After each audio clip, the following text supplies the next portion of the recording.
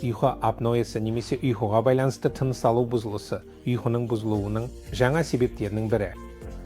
Бұл ауыр қатты қорылдау, түнде тұншығу, ұйқының бұзылуы, түнде шамадан тыс зәр шығару, және күндізгі ұйқышылдық немесе әлсіздік сезімі түрінде көрінеді.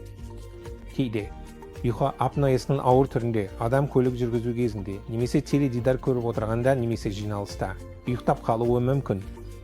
Ұйқы апноясының себебі жоғарғы тыныс жолдарының шамадан тыс құлауы. Бұл жоғарғы тыныс жолдарының тарылуына әкеледі. Ол өкпеге ауаның жетіспеуіне, қан айналымында оттегінің жетіспеуіне әкеледі. Бұл әртүрлі гормондық өзгерістерге әкеліп, қан қысымы мәселелерін, жүрек талмасын және инсультті тудырады.